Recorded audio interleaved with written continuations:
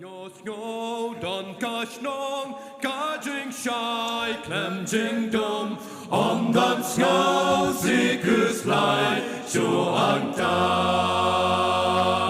ki ker dog mau lên nai pat ki su rock dak jar ki yek jar yen kor dor don ang ta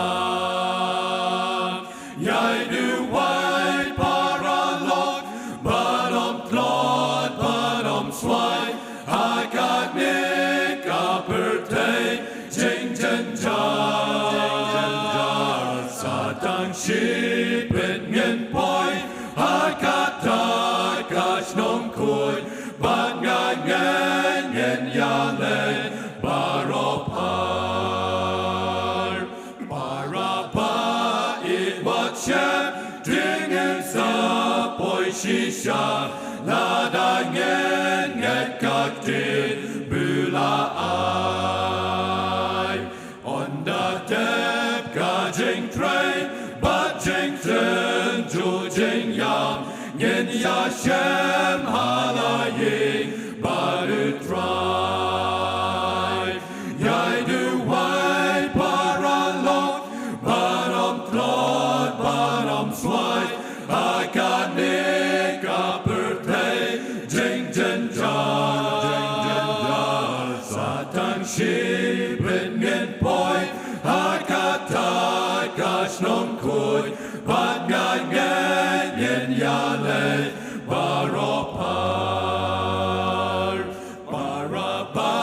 in Wat Shem, Ding Uchi Su Hajan, Dalakak Di Unten, He tried. Yagalen Tibadom, Utisu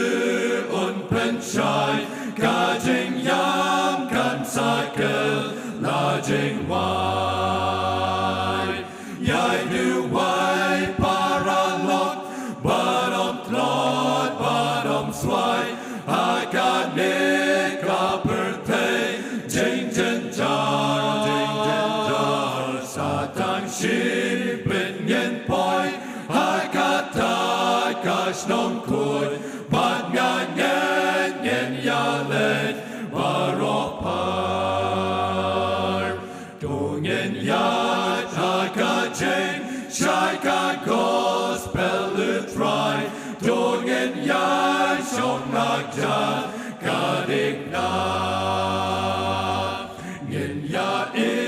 Ngien Yai up, but Ngien Nang Yai Du Wai, Ngien Ken Parot Gisen, Rum Shisha.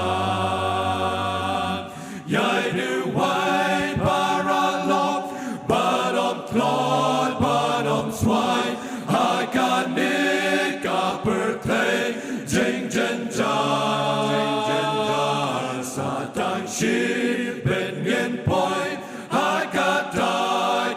Nong Kui, Bat Ngai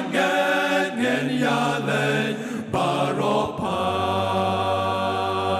Yai Du Wai Paralog, Badom Klod, Badom Swai, Hakat Nick Uppertay, Jing Jen Jar, Satang Sheep in Ngien Poi, Hakat Tai Kash Nong Kui, Bat Ngai Ngen Yale,